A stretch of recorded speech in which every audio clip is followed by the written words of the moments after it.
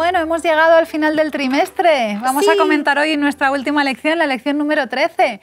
¿Cómo estáis? ¿Qué os ha parecido la experiencia?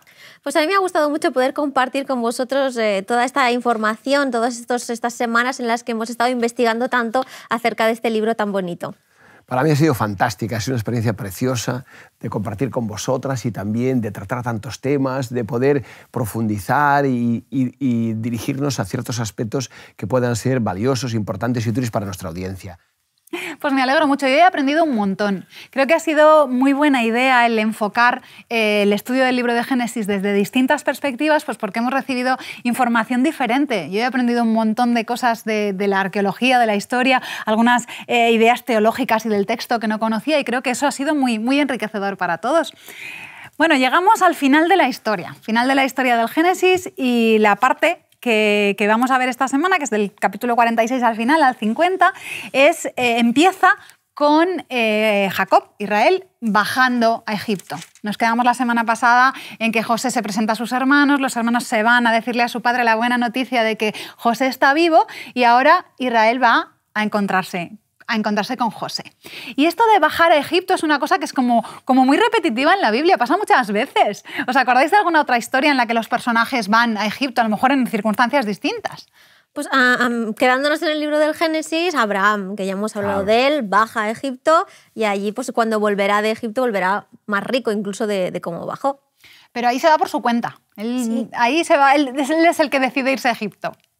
Yo querría poner un caso, por ejemplo, muy especial y bonito en el Nuevo Testamento, con el caso de Jesús, ¿no? Con su familia. Tiene que huir a Egipto. Marchar a Egipto es muy interesante porque, de alguna manera, nos recuerda también experiencias de los personajes bíblicos. Estamos viendo en Génesis la experiencia que vivió Jesús también durante su adolescencia en Egipto. Efectivamente. Y ahí tenemos un caso en el que Egipto es una protección. Ellos van huyendo y en este caso Egipto les sirve como protección, que es algo similar a lo que ocurre en nuestra historia. Aquí la familia baja a Egipto, todavía hay esa hambruna, y allí van a estar cuidados, allí Dios los va a proteger por medio de José. Pero por si Jacob no lo tenía claro del todo, es muy bonito que lo primero que ocurre cuando él va de camino a Egipto es que Dios le refuerza esa decisión. En el capítulo 46 de Génesis tenemos en los primeros versículos, en el versículo 2, dice: esa noche Dios habló a Israel en una visión. Jacob, Jacob. Él le respondió: aquí me tienes. Y Dios le dijo: yo soy Dios, el Dios de tu padre, no temas bajar a Egipto, porque allí haré de ti una gran nación. Bajaré contigo a Egipto y yo mismo te haré subir de allí, y cuando mueras, José te cerrará los ojos. ¡Qué seguridad! O sea, Dios le dice: haces bien. Vamos a Egipto y voy contigo. Y no te vas a quedar allí. Vais a salir, no él, pero tu descendencia volverá a salir a la tierra prometida. Y es un poco como que tenemos otra vez el cierre ese del círculo de Abraham cuando se va a Egipto y vuelve a la tierra prometida. Aquí va a pasar algo similar, solo que en un periodo de tiempo más largo. Entonces, es muy bonito, me parece, todo ese refuerzo de Dios. Y ese no temas, por ejemplo. Ya que estamos en la última lección, si queremos recordar algunos otros momentos del Génesis en el que Dios está haciendo ese esfuerzo de reforzar al ser humano en sus decisiones, de decirle que le acompaña. A mí me gusta mucho también del Génesis la historia de Agar. Cuando Agar tiene que huir por primera vez porque Sara la trata mal, Dios va y le dice: yo te veo, yo me preocupo por ti. Y la segunda vez, cuando Agar ya pues, se tiene que ir totalmente del cuidado de Abraham, Dios otra vez va a buscarla y le dice: yo te oigo. La primera vez te vi que estaba sufriendo, y ahora también te oigo sufrir a ti y a tu hijo, entonces estoy con vosotros, no os preocupéis. Qué bonito, tener un Dios que nos ve y que nos oye. Es precioso. Y yo precisamente en ese aspecto quería añadir, Noemí y Priscila, el aspecto de cuando él vive la experiencia en Betel, cuando sale de su casa, ¿no? Y entonces tiene la visión maravillosa que tiene de la escalera, de los ángeles que suben y bajan, que después cita Jesús en el Nuevo Testamento de una manera especial, y allí Dios lo refuerza y lo fortalece a pesar de la huida y a pesar de las situaciones que él va a tener que vivir a partir de ese momento, y está con él y dice, no, de alguna manera, no, él se siente que es identificado con Dios y cerca de Dios en ese momento, a pesar de todo lo que había sucedido. Duerme y pasa también una mala noche, recordemos eso, con relación a lo que hemos comentado en lecciones anteriores, cuando él está luchando con el varón, ¿no? y con Dios, aquella aquella noche, pues en este momento también, pero es diferente. Entonces es un momento muy especial de la experiencia de Jacob y él va a volver a Betel en varias ocasiones para recordar y revivir esa experiencia donde Dios se le apareció por primera vez y tuvo esa visión. Es algo muy bonito, la historia de Jacob, porque él tiene varios encuentros de estos realmente íntimos con Dios y Dios está siempre ahí apoyándole a pesar de sus meteduras de pata, a pesar de los engaños de la juventud, a pesar de las cosas que han pasado luego con sus hijos y todo eso, Dios sigue diciéndole estoy contigo y voy contigo. Bueno, llegan a Egipto, se reencuentran con José. Eso tuvo que ser maravilloso. O sea, ese momento tuvo que ser alucinante para Jacob después de todo el sufrimiento que creía que había muerto. A mí me recuerda un poquito esa idea de perder a un hijo y recuperarlo. Me recuerda un poco también a las parábolas del Nuevo Testamento y a ese... creo que eso es un poco lo que siente Dios con nosotros cuando nos alejamos de Él y luego volvemos. Ese encuentro y ese... te tengo, te quiero, te abrazo, no sé, me parece que es una buena representación. Y bueno, la historia continúa, tenemos algunas cosas muy interesantes que tienen que ver con bendiciones. Primero está la bendición esta de Jacob al faraón, lo cual es muy curioso. Que Jacob, que es un extranjero, que es un señor que no sería importante en su zona, pero ¿cómo se atreve a bendecir Jacob al faraón? Y luego tenemos también una serie de bendiciones que Jacob hace, primero la del faraón, luego la de sus nietos, después la de sus hijos. Me gustaría que comentásemos un poquito el tema este de las bendiciones de estos capítulos. Yo, en cuanto a eso que has comentado, es muy interesante y muy importante porque es una forma de manifestarle a Faraón que su Dios era distinto, que su Dios era diferente y que él quería transmitirle y darle a conocer una bendición de ese Dios en el que él había confiado a través de José, y en el que había creído y en el que había aceptado sus sueños, su visión y también todo lo que había sucedido o estaba sucediendo en Egipto, ¿no? En esos momentos. Por tanto, es algo extraordinario para que él sintiera que ese Dios también estaba de alguna manera con él y que estaba dispuesto a ayudar y apoyar y a cumplir eso para beneficio no solo de Israel y de la familia, ¿no?, de José, sino también para Egipto, ¿no? Es decir, un Dios de las otras naciones, de los otros pueblos. Es extraordinario porque lo vemos a lo largo de la Biblia también cómo Dios se preocupa y en el Nuevo Testamento para los gentiles y todos los demás pueblos y naciones. Y en cuanto al otro aspecto que quería comentar en las bendiciones es el hecho de que en esas bendiciones también, por ejemplo, supongo que te refieres a eso con relación a los nietos, ¿verdad? ¿Cómo actuó? Pues es muy interesante porque Jacob actúa de una manera similar a cómo había sucedido con él, pero de una manera engañosa, ¿no? Que había sustituido, ¿verdad?, su bendición a la de Esaú. Ahora él cambia la bendición y el que era primogénito recibe la segunda bendición, mientras que el segundo, en este caso, recibe la primera bendición. El padre quiere cambiar, ¿no? Sí, es el episodio ese de que cruza las manos. Y... Pero él, de alguna manera, para que no... la impresión que tengo en esta referencia es algo especial. Es decir, el error que supuso la bendición que sucedió con él la primera vez es de alguna manera como ahora él subsanarla cuando él la da. Es decir, bueno, voy a dar la bendición a quien realmente va a tenerla y que le va a corresponder con el paso del tiempo. Como le pasó a Jacob con relación a Esaú, que la tuvo más él y realmente, dice el Enahuay, que él comprendió con el paso del tiempo que realmente era quien le correspondía esa bendición, ¿verdad? Y que la hubiera acabado teniendo, claro. Simplemente si hubiera dejado que Dios hiciera las cosas a su manera. Exactamente. Por tanto, eso me parece muy importante porque es un poco el final de la vida de Jacob, como vuelve al principio, como decías tú hace un momento, Noemí, pero en el sentido de que esa bendición sea auténtica, no con ningún engaño y a quien corresponde en cada momento, ¿no? A mí en los últimos capítulos, el capítulo 49 de Génesis me llama la atención porque son esas bendiciones, es el testamento de Jacob, cuando Jacob a cada uno de sus hijos le da una bendición que es una profecía, cómo esas cosas que les va diciendo Jacob a sus hijos, no los vamos a explicar todos porque no tendríamos tiempo, pero algún ejemplo de cómo se cumplen estas bendiciones, estas profecías luego en la historia de Israel. A mí, por ejemplo, después de haberlas leído todas, me resulta muy, muy extraña la bendición que se le da a Benjamín, porque yo creo que al ser Jacob, al tener Jacob un especial aprecio por los hijos, tanto José como Benjamín, y la bendición que le da a Benjamín es un poco extraña. Dice que serás como un lobo rapaz que devora a sus enemigos por la mañana y reparte su botín por la tarde. Yo creo que Jacob, si hubiera podido ser suya la bendición, hubiera dicho algo más bonito a Benjamín. Y sin embargo, leyendo las interpretaciones que se han hecho a lo largo de la historia. Hay una que es muy bonita, que es la de Agustín de Hipona, porque al parecer Pablo surge de la tribu de Benjamín. Y Agustín de Hipona dice que Pablo, relacionándolo con la bendición que le da Benjamín, dice que en un primer momento por la mañana Pablo fue como ese lobo que devoraba y perseguía a los cristianos veraces, y que por la tarde se repartió estos despojos, que era como el predicador que después iría y repartiría las buenas nuevas al resto de cristianos. Entonces me parece muy Qué bonita, curioso. ¿verdad? Yo en este aspecto quería resaltar también varios detalles, por ejemplo, de alguna de ellas, como la de Simeón y Leví o como la de Judá. O sea, lo primero es que estas bendiciones reflejan elementos del carácter que tendrían sus hijos por una parte y sus descendientes, ¿no? Y cómo a lo largo de la historia se desarrollarían y cómo a lo largo de la historia se manifestarían. Y por tanto, fijaos cómo habla de Simeón y Leví, a pesar de que Leví fue la tribu que fue la responsable del santuario, dice son hermanos, pero habla de su maldad, habla de su furor, de su ira, que no querría estar en ese furor y esa ira, ¿no? De ellos. Por tanto, habla de elementos que realmente suceden después, posteriormente, aunque también en un sentido positivo. Y habla también de Judá, que es muy importante, ¿no? Te alabarán tus hermanos, o sea, habla ya de la preeminencia de Judá y de su lugar especial, y que su mano se alzaría, ¿no? Y alzará tu mano, ¿no?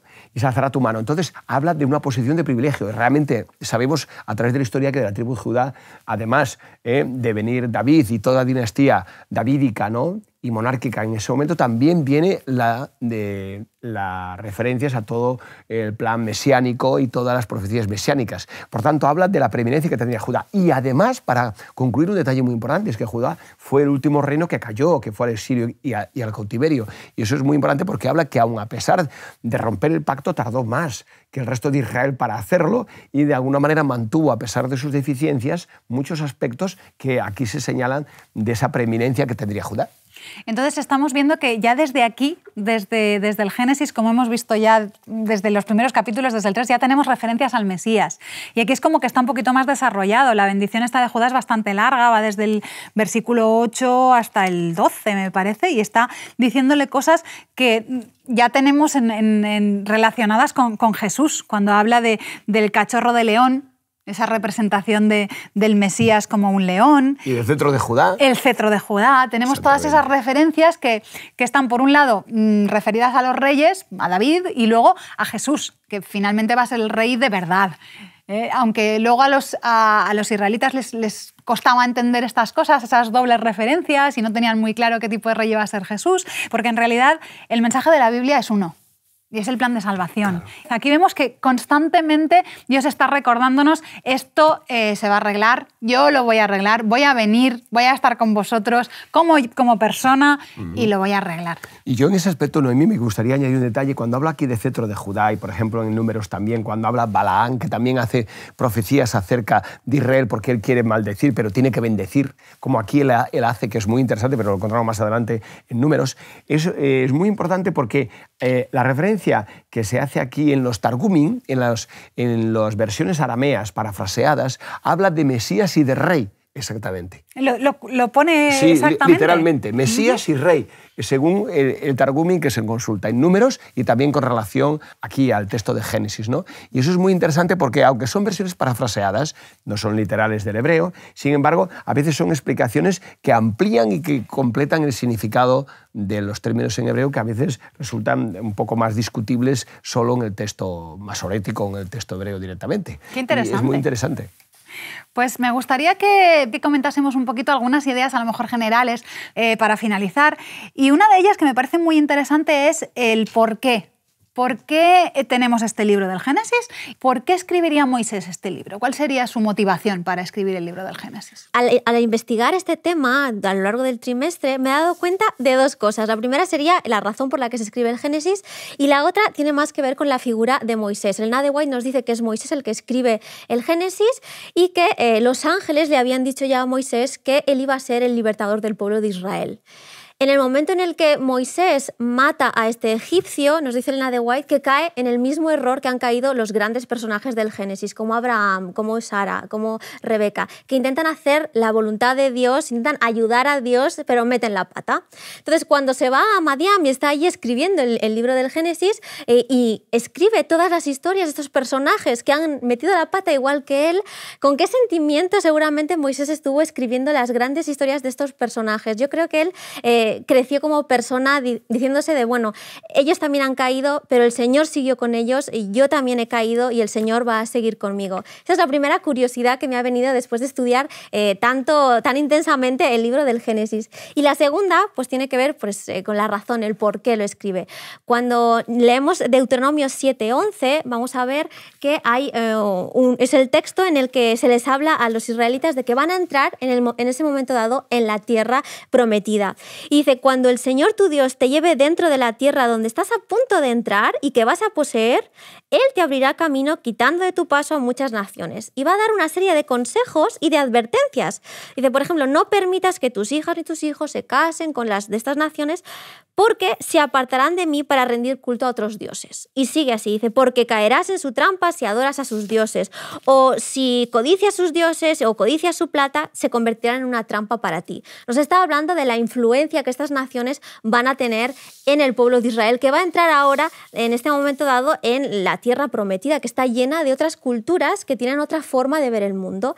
El Génesis es, creo yo, la única recopilación que van a tener escrita de lo que ha podido pasar hasta este momento. Y utilizando pues, términos un poco actuales, podríamos decir que va a ser su vacuna contra los efectos adversos de su constante exposición a una cosmovisión tan negativa. Entonces, el pueblo de Israel entra en Canaán, todas estas culturas, estas gentes tienen otra forma de ver el mundo, que van a burlarse de las creencias israelitas, que van a menospreciarlas, que van a aportar nuevas ideas, nuevos dioses y van a aportarles incluso con ideas ajenas a la cosmovisión que da la Biblia. Entonces, el Génesis, en este caso, va a ser para ellos un recordatorio constante de cómo es vivir con Dios, de cómo es que a pesar de que caigas, a pesar de que tengas errores, a pesar de que peques contra Dios, cuán bueno es vivir con el Dios que nos propone el libro de Génesis, el gozo, las bendiciones, el cariño, el afecto que tiene este Dios del Génesis en contraposición con los dioses que tienen cada una de estas culturas. Entonces, para mí ese es el objetivo que tiene el Génesis, recordarle al pueblo de Israel cuán bueno es el Dios de Abraham, es el Dios de Isaac y de Jacob. Qué bonito. Me parece muy bonito y creo que una de las cosas importantes que les está recordando ahí es que su Dios es diferente del resto de los dioses de las naciones. Comentábamos de los diosecillos que no son capaces de hacer nada y todas esas cosas, pero además es que es el creador. Porque precisamente así es como empieza el Génesis. Es el creador de todo y el que los ha creado por amor. La forma de crear y la motivación de crear es completamente distinta entre lo que es Jehová y lo que son los otros dioses. Sí. Entonces creo que todo eso sí que les podía motivar y les podía ayudar, igualmente que el conocer las historias de los peligros que había, porque ya habían pasado otros personajes por esa tentación de la idolatría, por intentar hacer las cosas a su manera, por todas esas historias que tienen ahí que les pueden servir a ellos pues como enseñanza, como vacuna, como muy bien decías. Roberto. Sí, a mí me gustaría añadir sobre lo que ha dicho Priscila quizás algún detalle o algún aspecto muy importante. La Biblia, no solo el libro de Génesis, sino en general, tiene un principio y un final. La cuestión fundamental del cumplimiento del tiempo. El pensamiento hebreo fundamentalmente es un pensamiento acerca de la historia lineal, ¿no? A diferencia del pensamiento griego, por ejemplo, o de otros pensamientos que es más cíclico y que trata de buscar la historia desde el punto de vista de ciclos que se repiten y que se cumplen. Hoy en día sabemos, en nuestro tiempo, por ejemplo, se habla de ciclos económicos, ciclos políticos, ciclos deportivos. Sin embargo, el texto bíblico es una perspectiva o una visión en el pensamiento hebreo lineal. Se van cumpliendo los tiempos, desde Génesis en los orígenes y en el desarrollo de todos los acontecimientos, hasta el final en Apocalipsis, donde se cumplen todos los acontecimientos, y muchos de esos elementos vuelven al origen, al principio, como vemos en Apocalipsis, con el cumplimiento de muchos aspectos que había en el Jardín del Edén, porque hay muchas comparaciones entre el Huerto del Edén o el Jardín del Edén, con elementos que hablan a final de Apocalipsis de la Tierra Nueva y de los eventos que allí tienen lugar, recordándonos muchos de esos aspectos y reforzándolo. Por otra parte, a lo largo de la historia vemos en el resto de libros, para terminar esta perspectiva de por qué, el hecho de que, como muchos de los aspectos que aparecen ya en Génesis se van cumpliendo después.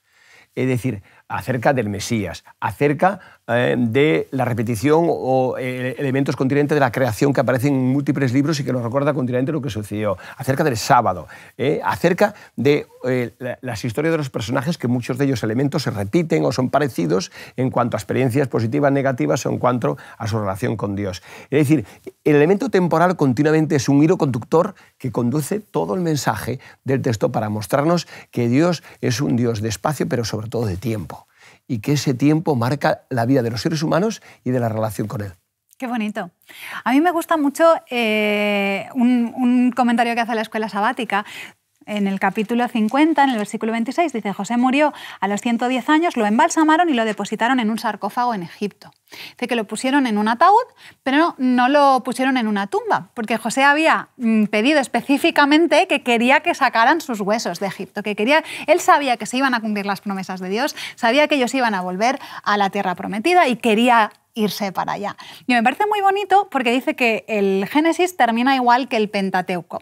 Y el Pentateuco termina con la muerte de Moisés, que nadie sabe dónde está su tumba. Moisés muere, pero la tumba no se sabe dónde está, y nosotros sabemos, porque luego nos lo cuenta la Biblia más tarde en otros sitios, que Moisés está vivo, porque estuvo hablando con Jesús en el Nuevo Testamento. Entonces, es muy bonito el pensar en ese final en el que hay una muerte, pero no hay una tumba, porque la muerte esa no es definitiva. Y es un poco cerrar el mensaje del origen. Hemos empezado en el jardín del Edén, todo perfecto, todo precioso. Dios lo ha hecho todo bien, y aunque nosotros nos empeñamos en estropearlo, Él tiene su plan para volver a recuperar la perfección, la belleza, la vida. Entonces, una esperanza en la resurrección, una esperanza en la salvación. Creo que todo eso está contenido en esa conexión entre el principio del Génesis y el final. Eso me parece muy bonito. Nos queda muy poquito tiempo. ¿Qué mensaje os gustaría dejar a las personas que nos están viendo, como final de lección y como final de trimestre? A mí me gustaría acabar simplemente con una cita de Elena de White, de la educación, que nos habla un poco de las vidas tormentosas que van a llevar estos personajes del Génesis. Hemos visto que viven problemas casi que constantemente. Sin embargo, nos dice en el libro de educación, dice: al final de su vida, Jacob, dice, lo comprendió todo. Al repasar su historia, reconoció el poder sustentador de Dios. Entonces, a mí me parece que esta es la esperanza con la que yo me quedo del libro de Génesis, que al final de mi vida yo pueda reconocer que la mano de Dios me ha guiado en todo momento, y que al final he conseguido, he ganado esta buena batalla, como decía Pablo, dice, he ganado la buena batalla, he llegado al cielo. Para mí, eso es lo que espero para mí y para todos vosotros. Muchas gracias, Priscila. Muchas gracias. Estupendo.